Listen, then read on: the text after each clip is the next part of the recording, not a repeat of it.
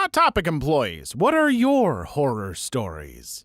Story 1. This was my first job in my college town, and generally, I absolutely loved it. You're treated like some super cool mini celebrity by all the little mall rats, the management was generally great to their employees, and the work wasn't too hard in my small, low-volume store. However, there was the issue of Valentine's Day. That year, they were promoting all these different corsets and lingerie, as well as the Get in Our Pants campaign for the skinny jeans. Management wanted the employees to try and show the corsets not just as lingerie, but as fashion items, maybe paired with the skinny jeans. Increased sales and all. So there I am, Valentine's Day, in a black corset and tight black skinny jeans and boots. Way more naughty than 18-year-old me with a still-developing body was comfortable with. In comes Creepy McCreepster, a 50-plus something dude who says he wants to buy something for his wife but wants some help picking it out. Not once did his eyes look at my face. The entire time I'm helping him, he's staring at my butter chest and making weird comments about how I remind him of his daughter, or being uncomfortably comfortable telling me explicit details about his wife's body. Then he asks me to try it on and show him so he could see how it would look on his wife. Luckily, shy 18-year-old me awkwardly laughed it off and got him past the register and out of the store. I love that job, but Jesus, did it draw some weirdos. Ugh. Folks, I don't care what the person at a store is wearing. Treat them like a person, and don't just leer and be creepy. It's a professional setting. And also, dude, she's your daughter's age. No. Story 2. Former Hot Topic store manager here. At the height of the Twilight craze, and when I was still a sales associate, we had a midnight release party for the first movie's DVD. People legitimately camped out in the mall to be at this event. Generic Twilight fans, 12 to 16-year-old girls, their mothers, and the odd sprinkling of adults that were wildly out of place. Employees were encouraged to dress up in Twilight merch, but me being 17 and engrossed in the suburban punk rock lifestyle, I did not participate. My sales manager was not pleased about this, so she marked out of stock an outfit for me. Girls sized small, I love boys who sparkle tee, that rode up like a crop top, the tightest jeans I've ever worn, and to top it all off, she aggressively applied eyeliner, sparkly eyeshadow, and body glitter all over me. And before anyone asks or makes the whole process into something naughty, she was in her mid-40s, overweight, and generally the most unpleasant person ever. It was humiliating, but the only saving grace is that I got so many phone numbers that night. I was drowning in high school girls who thought I was amazing. Nothing ever came of it, though. Story 3. Didn't work there, but I can bet your butt a Hot Topic employee cringed and laughed at me. When I was 10-ish, I really loved to write. I was also going through that edgy phase. I think Avril Lavigne was getting big right about then. I was looking around the store, not really knowing what half the stuff was.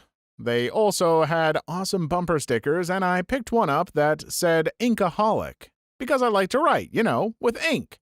And I told the cashier how much when he asked me what the sticker meant. That was one of those things that I completely forgot about until several years later when it randomly popped in my head and I realized how wrong I was. I hope he got a good laugh over me. Story 4. Worked at a Hot Topic in a mall in California. This was around the time My Little Pony took off and the bronies were becoming a thing. The biggest, fattest that I've ever seen in my life came in asking to see Fluttershy stuff. Smelled like Mountain Dew and shame and had a custom shirt with the pony in question's spread eagle on it in what I can only describe as a missionary position with a very realistic vagina spread. I immediately called security.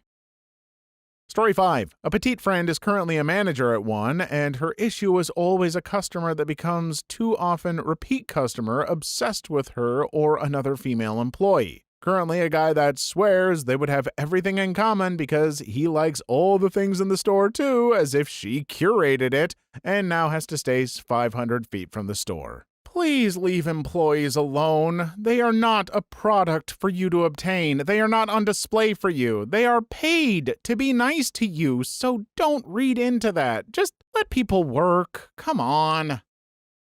Story 6. I was there for 4 years, so I'll have to think about this for a bit. First story that comes to mind was my first Halloween. Corporate sent out calendars that were only on the shelf for maybe 3 hours.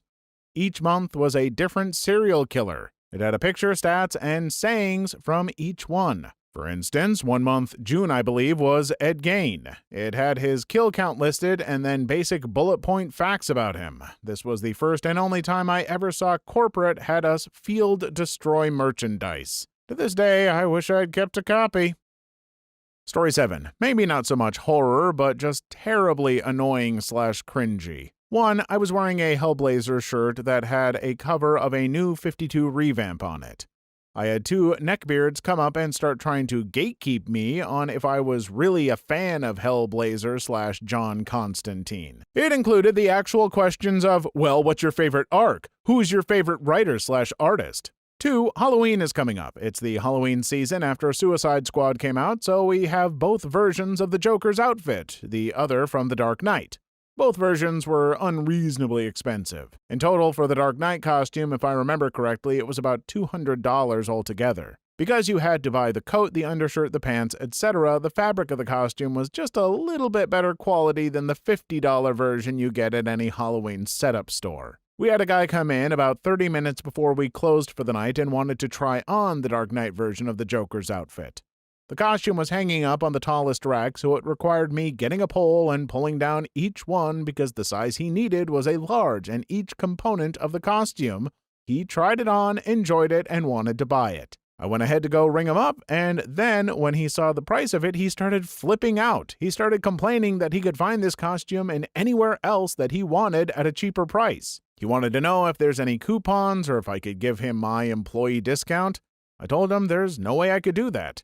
He starts flipping out and says he needs his costume tomorrow and he doesn't have that money now. He took me about 45 minutes after closing to finally leave. He did not buy the costume. Even before Suicide Squad came out, working Halloween around Hot Topic was always cringy with all the Joker and Harley Quinn people. I never got why folks would complain like that to employees. You know they don't set those prices, have virtually no control over it, and generally have their own rules to follow. Write an email to Hot Topic, but just let the employees go home. They don't make enough money to put up with you. Story 8. I've worked there for 13 years. So much weird, but that's just retail in general. Got a guy masturbating in women's shoes in the dressing room. People had intercourse in there more often than you'd be comfortable with. I worked for them when Columbine happened. We carried a brand of clothing back then called Serial Killer, which featured pop culture pics/references and some edgy saying, like a picture of Bruce Lee that said revenge or something like that. The morning after Columbine happened, we got an email to pull all the Serial Killer clothing line off the sales floor, as well as every trench coat in the store. By the end of the day, I'd already had to call security twice due to people showing up at the store and harassing me for supporting those psychos and training the next ones. Then the TV networks showed up and pretty much camped at the front of our store, harassing every customer as they walked in/out, asking them why this dark lifestyle attracted them. The mall ended up having security just hang out in front of our store and walking our employees to their cars for a week afterward. Honestly, it was the best job I ever had. The company was really supportive at the corporate level. I still have friends that work there. They pretty much left me alone so long as I made sales, so I had carte blanche to set up my stores the way I wanted, even if it didn't look like the planned merchandise setups they sent out. I had direct access with every department, so if I felt my stores couldn't sell something they sent us, they'd let me transfer it somewhere else and vice versa, get more best sellers in. Honestly, if it wasn't for working every weekend and closing a lot of stuff, I would have continued working there. Please like and subscribe if you made it this far. I hope you'll enjoy the rest of the video and have a wonderful day. Story 9. Finally, one of these where I have an actual personal story. I worked at one for about a year. You would see a lot of cringy stuff just because of the base it attracts, but nothing terrible, horrible, usually besides one time. I was working a Saturday afternoon shift. It was about 3:30 p.m. and the store wasn't busy at all. There were only 2 weeaboo-looking guys in their 20s in the store. Then a group of 4 teams walked in giggling and looking suspicious. They go up to the weeaboos and start singing the Nyan Cat song. Me and my coworkers are like, what the F? One of the weeaboos gets aggressive and is like, step the F back! Step the F back! He then effing grabs a chain wallet and starts swinging at them. I call security and my coworker is just screaming, hey, hey, hey, trying to stop it. One of the kids calls the weeaboos fat butts as he's still trying to hit them with the wallet and respond to their insult by calling them Daddy's sea-stain butts. By now, 3 security guards come in and break it up while the silent weeaboo is saying the kids started it. Both parties are escorted out different exits while we give a report of what happened. Never saw any of them again. Can't we all just leave each other alone in public? I'm not really into the weeaboo stuff, but I don't have a problem with them. Teens, when you do stuff like this, it really makes you look like little kids to the rest of us. To the 20-something weeaboos, I get being frustrated, but don't swing wallets. Everyone needs to chill. Story 10. I worked for a Hot Topic for about 7 years. My store was apparently the juggalo store of the district, and I think the state. Working for that company as long as I did, I was pretty used to ignoring people's crappy taste, but the juggalos were different. This is in Central Florida, so it's on average about 90 degrees most days and always humid as hell.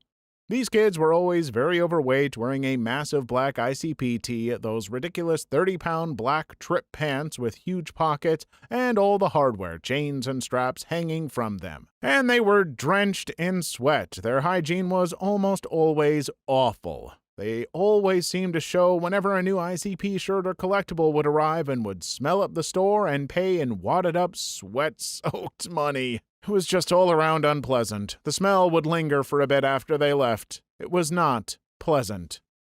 Story 11. This is my time to shine. I was helping a lady at the Disney section. She was pretty particular about the things she wanted and was asking if they looked okay enough for her. Being my first job, I was really enthusiastic about being a salesperson, and I really do love Disney. So I was hyping her up the best I could, and we're laughing together, getting along really well. Then she says, "Yeah, I wanted to get all the same things as my boyfriend's baby mama. Is that weird?" Literally, I did not know how to respond. I said it wasn't and cashed her out quick. Story 12. Not a horror story, but a ridiculous short one. I had a woman coming with her sleeping infant and screamed at me to turn off the music while she strolled around the store. I mean, if your baby is sleeping and you want them to continue, maybe don't come to browse the store where you can hear music blasting from the other side of the mall. I don't know what to tell you. I get the frustration. You have a kid, and a lot of the stuff you like to do in life is suddenly a lot harder to do. Going to the store is harder. Going to the movies and shows is way harder. Life is tough for a parent, so I sympathize. That said, you also can't always expect the world to accommodate your every want to make it easier. Sorry. Story 13. My sister worked at one for a little while. One day, 2 grown men were fighting over a pop. It's like a collectible figure. Like a legit fight. She said it was like the comic book guy from The Simpsons fighting another comic book guy from The Simpsons. My sister called mall security and noped the hell out of their way. Neither one of them got the pop. My sister had to put all the stuff back that they knocked over. Oof. Story 14. My current boss was a former store manager at a Hot Topic, and he told me that he caught one of his employees stealing a shirt he had stuffed into a Sonic cup. From then on out, everyone had to check bags and beverages for merchandise. Please leave your story in the comments. I would love to make a video on them in the future. Also, don't forget to like and subscribe.